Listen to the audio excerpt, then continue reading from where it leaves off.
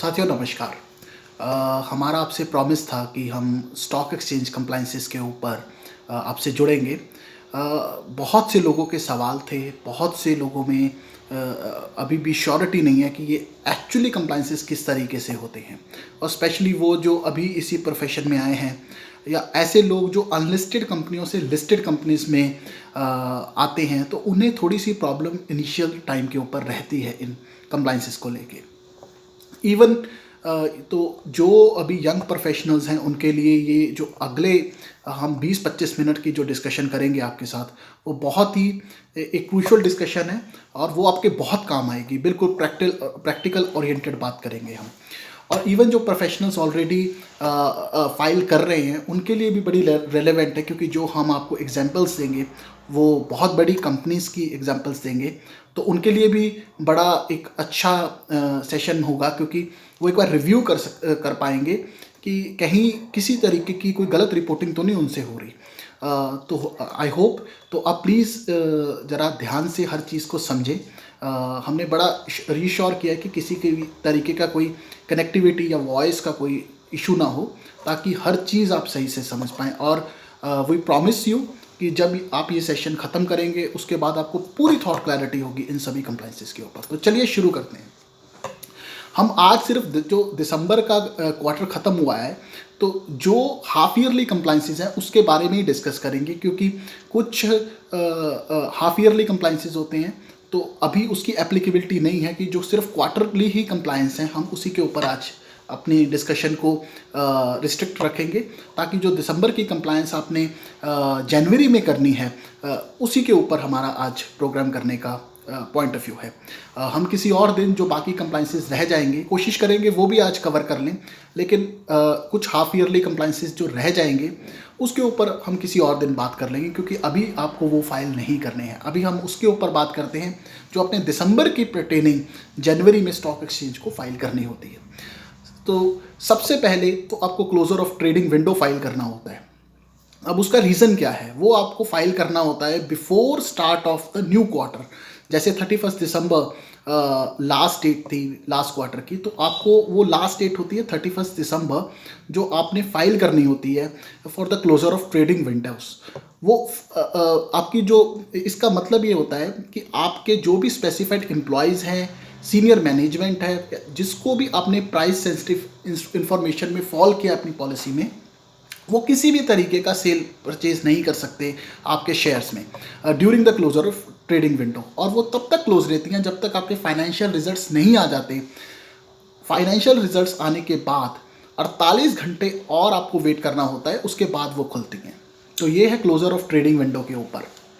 इसका point of view ये है कि जब बुक्स क्लोज होती हैं किसी क्वार्टर की, कोई अनड्यू एडवांटेज ना ले पाए।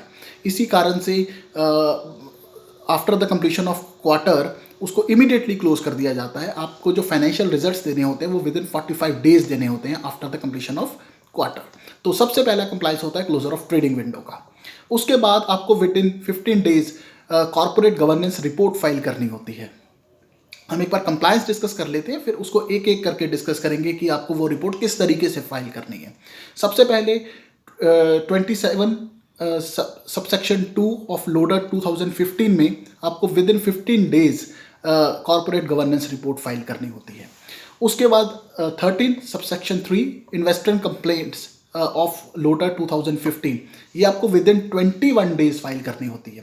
उसके बाद रेगुलेशन 31 शेयर होल्डिंग पैटर्न आपको विद इन 21 डेज फाइल करना होता है। उसके बाद आपको जो फाइनेंशियल रिजल्ट्स हैं वो आपको with in 45 days after the completion of quarter file करने होते हैं रिस्पेक्टिव स्टॉक एक्सचेंज को।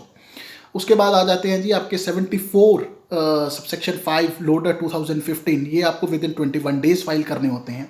Reconciliation of share capital 55A और 76 ऑफ लोडर 2015 आपको विद इन 30 डेज फाइल करनी है। तो ये 5 कंप्लायंसेस या 6 कंप्लायंसेस आप मान लीजिए। सबसे पहले आपको अगर आप क्लोजर ऑफ ट्रेडिंग विंडो को ले लेते हैं तो आपके वो 7 बन जाते हैं। सबसे पहले आपको क्लोजर ऑफ ट्रेडिंग विंडो का इंटीमेशन देना है। उसके बाद 27 सबसेक्शन 2 में आपको कॉर्पोरेट गवर्नेंस रिपोर्ट फाइल करनी है। उसके बाद 13 सबसेक्शन 3 में आपको इन्वेस्टर कंप्लेंट्स फाइल करनी है। उसके बाद आपको share holding pattern with in 21 days file करना है। उसके बाद रिकन्सिलेशन ऑफ शेयर कैपिटल आपको विद इन 30 डेज फाइल करना है। उसकी आपकी फिजिकल सबमिशन भी जाएगी और XBRL मोड में भी जाएगी। फिर 74 सबसेक्शन 5 में आपको विद इन 21 डेज फाइल करना है। और फिर आपके आ जाते हैं UFR फाइनेंशियल रिजल्ट, वो आपको विद इन 45 डेज फाइल करने होते हैं। तो ये आपको मैंडेटरी कंप्लायंस हैं। हो सकता है जिनकी डेट लिस्टेड कंपनीज हैं उसके ऊपर एक आधा कंप्लायंस कुछ और हो, आप वो हमें क्वेश्चन भेज सकते हैं, हम उसका आपको रिप्लाई कर देंगे। लेकिन जो जनरल कंप्लायंस है वो ये है। अब सबसे पहले हम डिस्कस करते हैं क्लोजर ऑफ ट्रेडिंग विंडो का। हम आपको लेटर शेयर कर देंगे, एक सिंपल ग्रुप में भेज देंगे आपको। एक सिंपल लेटर होता है कि हमारी ट्रेडिंग विंडोज क्लोज है, हमने सबको इंटीमेट कर दिया है और इस डेट से हमारी क्लोजिंग विंडो 1 जनवरी से क्लोज रहेगी until the publish of financial result and after will be open with in 48 hours after the publish of results. तो ये आपका सिंपल डिस्क्लोजर होता है। उसके बाद हम चलते हैं 27 सबसेक्शन 2 के ऊपर कि वो फॉर्म क्या है और वो क्यों है। वो बेसिकली आपके बोर्ड ऑफ गवर्नेंस की किस तरीके से कॉम्पोजिशंस हैं, आपकी कमेटी की कितनी क्या कॉम्पोजिशंस हैं, उसके ऊपर बात करता है। और उसकी रिपोर्टिंग रहती है कि ड्यूरिंग द क्वार्टर कौन कौन से लोग आपके बोर्ड में थे और आपने कितनी मीटिंग्स की। बेसिक पर्पस उसका ये है। अगर आप इस XBRL को खोलेंगे हम आपको यूटिलिटी भी शेयर कर देंगे और किसी बहुत बड़ी कंपनी का एग्जाम्पल भी आपको फिल्ड फॉर्म दे देंगे कि इस तरीके से फॉल होता है। डिस्कस तो उसे एक बार कर लेते हैं। जब आप ये फॉर्म खोलते हैं सबसे पहले आपके आगे स्क्रिप्ट कोड आता है, आपको अपनी कंपनी का स्क्रिप्ट कोड डालना होता है। उसके बाद जो मैंडेटरी कॉलम है वो ISIN नंबर है। आपको अपना वेबसाइट स्टॉक एक्सचेंज की वेबसाइट के ऊपर आपका ISIN नंबर मिल जाएगा, वो आपने डालना है। फिर आपको अपनी कंपनी का नाम डालना है। फिर date of start of financial year डालनी है, वो 1/4/2020 होगी। End of the financial year 31 मार्च 2021। रिपोर्टिंग क्वार्टर आपका 3rd क्वार्टर रहेगा। उसके बाद डेट ऑफ रिपोर्ट, जो आपके क्वार्टर एंड की डेट रहेगी इसमें कि जो आप जैसे 31 दिसंबर की आप रिपोर्टिंग कर रहे हैं, enter the quarter end date on आपको लिखा मिलेगा। उसके बाद risk management committee. Risk management committee का आगे कॉलम है, वो सिर्फ टॉप 100 कंपनीज के ऊपर एप्लीकेबल है। तो अगर आप उसमें आते हैं तो येस कर देंगे, वरना नॉट एप्लीकेबल कर देंगे। Market capitalisation. मार्केट कैपिटलाइजेशन किस तरीके से निकलता है as per previous financial year, number of shares multiply by your value of shares, इस तरीके से मार्केट कैपिटलाइजेशन निकलता है।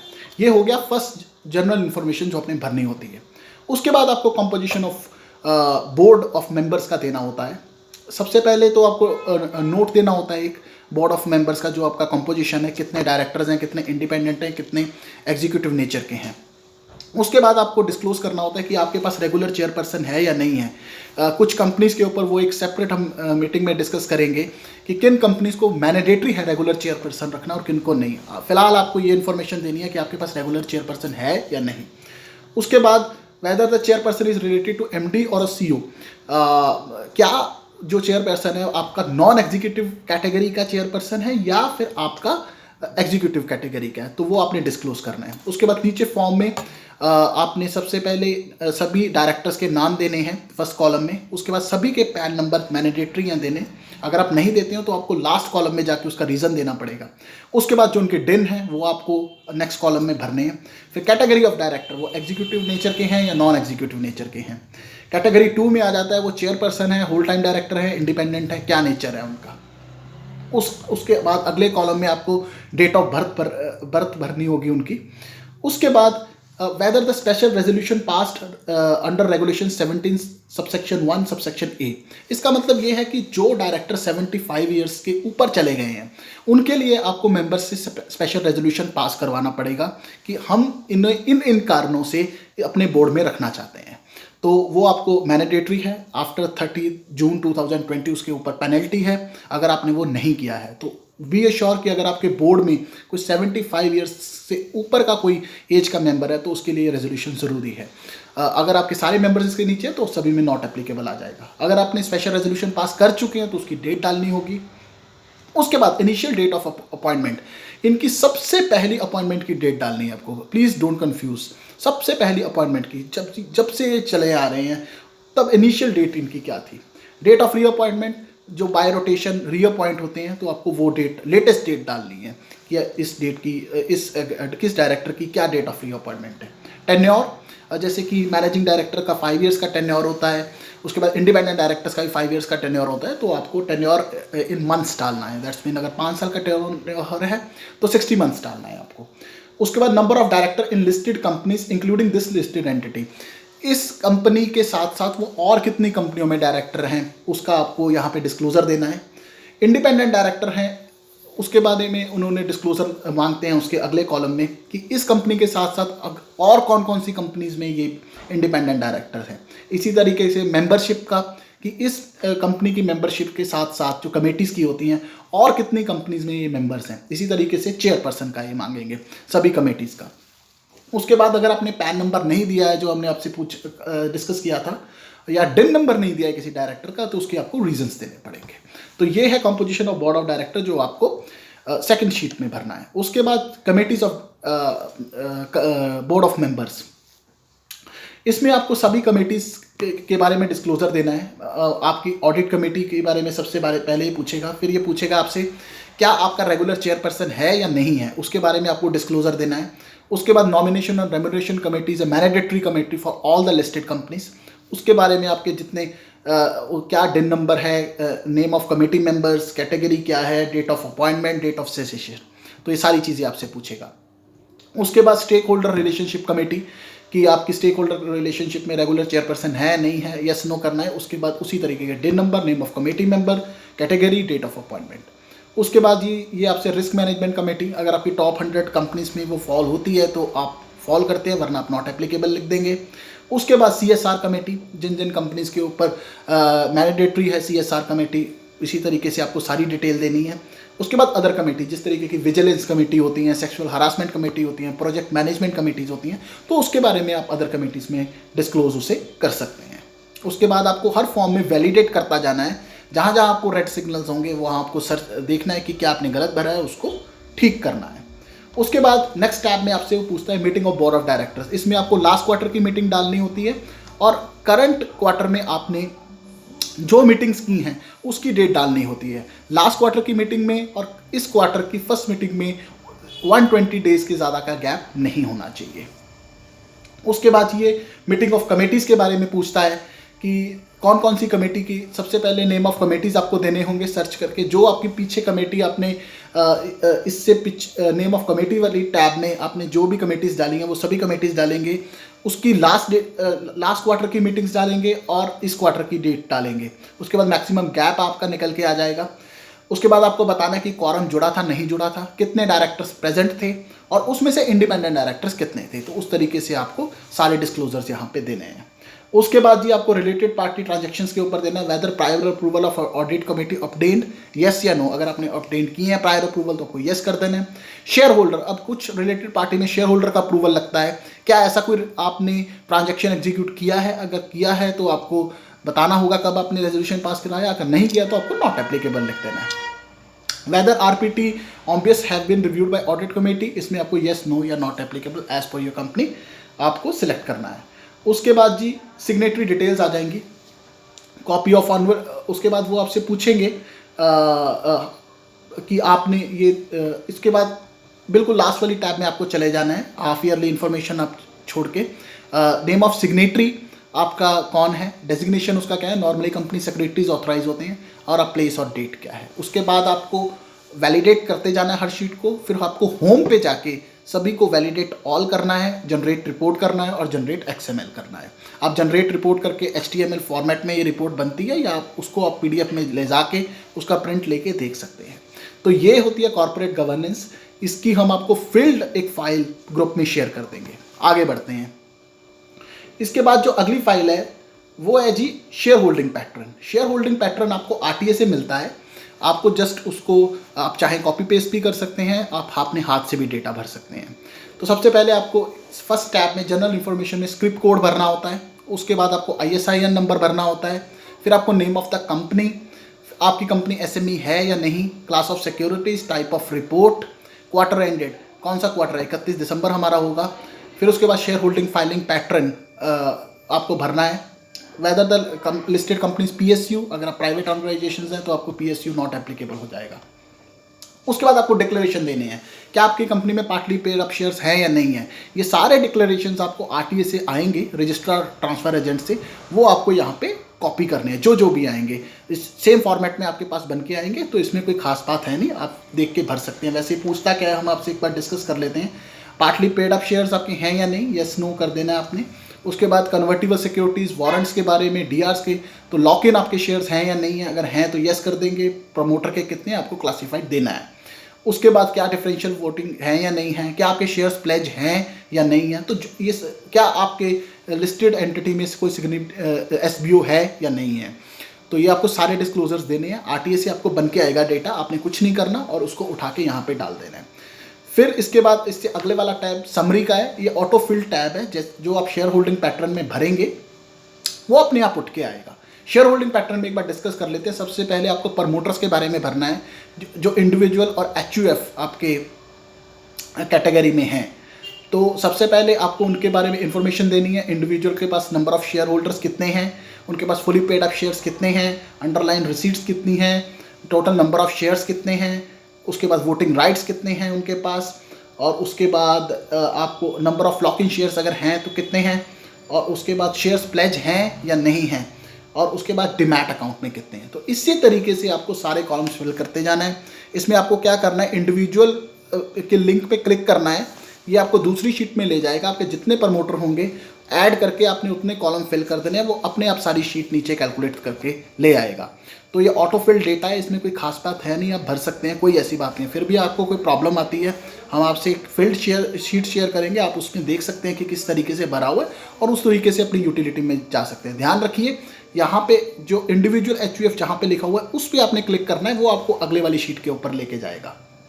इसी तरीके से आपको public promoters, public share holders का इंडिविजुअल, फॉरेन पोर्टफोलियोज, और उसके बाद कॉर्पोरेट बॉडीज़, एम्प्लॉयज़ ट्रस्ट, सारी कैटेगरीज दी हुई हैं। ये सारा डेटा आपको आरटीए से भर के आएगा। आपको हर लिंक के ऊपर क्लिक करना है, ये आपको नेक्स्ट शीट के ऊपर ले जाएगा और वहाँ आपने कॉपी पेस्ट डेटा उठा के कर देना है। हाँ, जिसके 1% मोर होल्डिंग होती है उसका आपने सिलेक्ट करना है और उनके पैन नंबर्स मैंडेटरी हैं। उसके बाद आपने वैलिडेट कर लेना है इस शीट को और फिर आपका जनरेट रिपोर्ट हो जाएगा और एक्सएमएल हो जाएगा। प्रिंट आउट लेके आप देख सकते हैं कि आपका जो आरटीए से डेटा बन के आया है वो उससे मैच करता है नहीं करता है। आपको हम फील्ड यूटिलिटी दे रहे हैं, फिर भी कोई इशू है आप हमें कभी भी कांटेक्ट कीजिए और अपनी यूटिलिटी भेजिए, या आप वैसे आप मेरे व्हाट्सएप पे आप छोड़ दीजिए अपना क्वेरी, हम आपको इमीडिएटली रिस्पॉन्ड कर देंगे।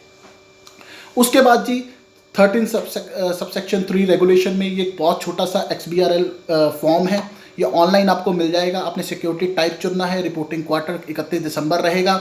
उसके बाद कितनी कंप्लेंट्स आपके स्टार्टिंग ईयर पे थी, कितनी रिसीव्ड हुई, कितनी डिस्पोर्ड हुई, कितनी अनरिजॉल्व रह गई, अगर रह गई तो क्यों रह गई, नीचे सेक्रेटरी का डिटेल्स है। ये छोटा सा फॉर्म है, मैं आपको इसका फॉर्मेट ग्रुप में भेज दूंगा। उसके बाद आगे आते हैं जी 74 सबसेक्शन 5 रेगुलेशन के ऊपर। इसमें जो डिमैट का इन्होंने कहा हुआ है कि फिजिकल शेयर्स को डिमैट में करना है, तो इसमें आरटीए आपको एक सर्टिफिकेट देता है कि जो भी रिक्वेस्ट उसके पास आई उसने 15 डेज में डिस्पोज ऑफ की या नहीं की, वो आपको सर्टिफिकेट देता है। उस सर्टिफिकेट के बेसिस के ऊपर आपको एक सर्टिफिकेट देना होता है और उस आरटीए के सर्टिफिकेट को इंक्लोज करना होता है, जो कि लेटेस्ट 1-2 कंपनीज के अभी गए हैं दिसंबर क्वार्टर के, हम आपसे साथ शेयर कर लेंगे, आप उसी पैटर्न पर बना सकते हैं। उसके बाद जी रिकन्सिलेशन ऑफ शेयर कैपिटल जो 55A रेगुलेशन में जाती है। अभी तक हमने आपसे जो भी डिस्कस की हैं ये सारी रिपोर्ट्स आपकी XBRL मोड में जाएंगी। रिकन्सिलेशन 55A ये आपको प्रैक्टिसिंग कंपनी सेक्रेटरी से ये सर्टिफिकेट लेना होता है। इसकी फिजिकल फाइलिंग भी होती है PDF में और इसका XBRL फॉर्म भी आपको भरना होता है। इसमें बेसिकली आपका ये देखा जाता है कि आपके CDSL में शेयर्स कितने हैं, NSDL में कितने हैं और आपके फिजिकल शेयर्स कितने हैं, और आपकी लिस्टेड कैपिटल में और टोटल कैपिटल में कोई फ़र्क तो नहीं है, अगर है तो उसके रीजंस क्या हैं हम एक बार डिस्कस कर लेते हैं। जनरल इन्फॉर्मेशन में आपको as it is script code भरना है, ISI नंबर भरना है, नेम ऑफ कंपनी आपको डाल देनी है, फिर आपको अपना रजिस्टर ऑफिस का एड्रेस डालना है, ये एक बेसिक सी चीज़ें हैं। फिर आपको अपना क्रॉसपॉन्डेंस एड्रेस डालना है, अगर वही आपका क्रॉसपॉन्डेंस एड्रेस है वो अपने येस क्लिक कर देना है, वो अपने आप सारी डिटेल निकालेगा। रिपोर्टिंग क्वार्टर आपके लिए 31 दिसंबर रहेगा और फेस वैल्यू आपके शेयर्स की 10 रुपये रहेगी, 10 रुपये या 1 रुपये जो भी आपकी वैल्यू है। उसके बाद सबसे पहले आपसे वो पूछेगा, एक मिनट, जो नेक्स्ट शीट में आप आएंगे उसके बाद सब आपसे वो पूछेगा कि आपके शेयर्स कहाँ कहाँ लिस्टेड हैं, बीएससी में लिस्टेड है, एनएससी में लिस्टेड है, उसकी आपको डिटेल देनी है, लिस्टेड कैपिटल देनी है। अगर आपकी इश्यूड कैपिटल और लिस्टेड कैपिटल एक सी है तो कोई इश्यू नहीं है, अगर उसमें कोई इश्यू है तो आपको उसके डिस्क्लोजर देने हैं। वो डिस्क्लोजर आपको प्रैक्टिकल कंपनी सेक्रेटरी आपकी रिपोर्ट में लिख के देगा, वही आपको यहाँ पे XBRL में भरने हैं। फिर उस आपके पास SDL और NSDL और CDSL में कितने शेयर्स हैं, फिजिकल कितने शेयर्स हैं, इसका आपको डिस्क्लोजर देना है। इससे निचले वाले टैब में whether changes during the quarter, क्या आपके कुछ पिछले क्वार्टर में अगर कुछ चेंजेस हैं, ये नॉर्मली नॉट एप्लीकेबल ही होता है। उसके बाद कोई पेंडिंग क्वेरीज हैं आफ्टर 21 डेज, ये आपको येस नो करना है। उसके बाद क्या आपके कंप्लायंस ऑफिसर आपने अपॉइंट किया है या नहीं किया है, अगर किया है तो क्या कंपनी सेक्रेटरी का उसका नंबर है, अगर प्रीवियस 2 क्वार्टर में कुछ चेंजेस हुए हैं तो उसका डिस्क्लोजर आपको यहाँ पे देना है। उसके बाद सर्टिफाइंग ऑडिट डिटेल्स, किस प्रैक्टिसिंग कंपनी सेक्रेटरी ने जो भी होंगी उसका मेंबरशिप नंबर, उसका एड्रेस और COB मेंबरशिप नंबर, आपको सारी डिस्क्लोजर्स यहाँ के ऊपर देनी है। उसके बाद ये नीचे आपसे registrar and share transfer agent details पूछेगा। जो भी आपका RTA होगा उसका रजिस्टर सेबी के साथ क्या नंबर है, नाम क्या है, रजिस्ट्रेशन नंबर क्या है, एड्रेस क्या है, स्टेट क्या है और STD कोड क्या है, सारी चीज़ें वो आपको पूछेगा। अपनी जनरल सी डिटेल्स है यहाँ पे भरनी है। रेड स्टार की डिटेल्स जो होती है वो मैंडेटरी डिटेल्स होती हैं। हर शीट को आप भरते जाइए, उसको आप वैलिडेट करते जाइए।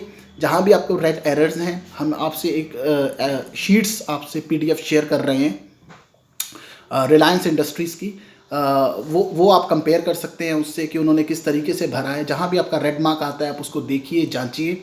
और बहुत आसान सी फाइलिंग है, कोई इतनी लंबी चौड़ी इसमें फाइलिंग है नहीं, कोई इतनी कॉम्प्लिकेटेड वाली बात नहीं है, तो आप आसानी से इसे फाइल कर सकते हैं।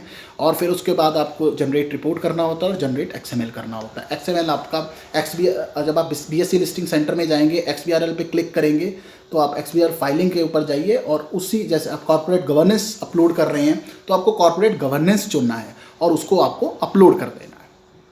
उसके बाद फाइनेंशियल रिजल्ट्स आपके विद इन 45 डेज जाएंगे। वो मोस्टली फाइनेंस टीम का पार्ट होता है। हम फिर भी अभी किसी कंपनी के फाइनेंशियल रिजल्ट्स मार्केट में आए नहीं हैं, हम आपसे फॉर्मेट शेयर कर लेंगे। यूटिलिटी हम आपसे आज ही शेयर कर लेते हैं, हो सकता है फ्यूचर में आने वाले कुछ दिनों में ये यूटिलिटी चेंज हो जाए और तो आपको वो फ्रेश डाउनलोड करनी पड़ेगी। एज ऑन अपडेटेड यूटिलिटी हम आपसे शेयर कर लेते हैं। और सबसे इम्पॉर्टेंट बात, आपसे हम जो भी यूटिलिटी शेयर कर रहे हैं या जो भी आप डाउनलोड करेंगे BSE लिस्टिंग सेंटर से, प्लीज़ उससे वर्ड 2010 में या 2013 में चलाएंगे, साथ में यूटिलिटीज़ नहीं चलेंगी, आपका बहुत टाइम ख़राब होगा। तो हम आपसे पहले ही आगाह कर देते हैं कि आप प्लीज़ उसे या तो वर्ड 10 में चलाइए या 13 में चलाइए, साथ में ये चलने वाली नहीं है।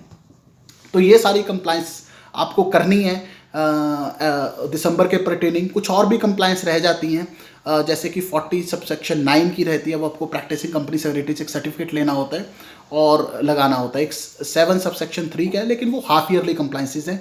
इस टाइम के ऊपर, इस पॉइंट टाइम के ऊपर वो इतनी ज़्यादा रेलेवेंट नहीं है, तो आपको क्वार्टरली के ऊपर ये कंप्लाइंसेस करनी है। हो सकता है किसी और कंपनी के लिए इक्का दुक्का कोई कंप्लायंस हो। अगर आपके मन में कोई डाउट है, आप मेरे को कभी भी मेरे व्हाट्सएप नंबर के ऊपर अपना मैसेज छोड़ सकते हैं। इस वीडियो के ख़त्म होने के बाद मैंने ग्रुप में काफ़ी बड़ी कंपनीज़ की फाइल्ड एक्सेल जो उनकी यूटिलिटीज़ थी उसको PDF में कन्वर्ट करके आपसे के साथ शेयर किया है। जो भी मैंने अभी तक जो भी रेगुलेशंस के ऊपर बात की है, उन सभी की फाइलिंग्स को मैं शेयर कर रहा हूँ आपके साथ ग्रुप में। अलॉन्ग विद दैट जो अनफिल्ड यूटिलिटीज़ हैं वो भी मैं आपसे शेयर कर रहा हूँ, उसको आप भर के देख सकते हैं। आपको इसमें कोई भी किसी टाइम भी कोई इशू हो, अभी बहुत टाइम बाकी है फाइलिंग में, आप मेरे को कभी भी कांटेक्ट कीजिए। तो ये क्वार्टरली कंप्लायंस है, प्लीज़ आप इसे ध्यान से, बड़े इत्मीनान से कीजिए। आपका कोई क्वेश्चन है आप मेरे को कभी भी भेजिए। तो मिलते हैं। अगर आपके कोई क्वेश्चन आंसर सेशन होंगे, कोई डाउट्स होंगे, हम एक और सेशन कर लेंगे जो क्वेश्चन आंसर सेशन होगा। आप भर के देखिए इन यूटिलिटीज़ को, कोई ऐसी प्रॉब्लम नहीं है। और जो फर्स्ट टाइमर्स हैं, एक बार आप भर लेंगे, आप उसके बाद आपको कोई प्रॉब्लम नहीं आएगी। जो एक्सपीरियंस पर्सन है, प्लीज़ आप रिव्यू कीजिए कि जो यूटिलिटीज़ मैं आपको भेज रहा हूँ कि कोई एरर तो नहीं आपकी फाइलिंग्स में हो रहा। तो प्लीज़ आप हमारा चैनल नोटिफाई कीजिए, सब्सक्राइब कीजिए। अगली बार किसी नए टॉपिक के साथ हम आपसे जुड़ेंगे। Thank you for watching.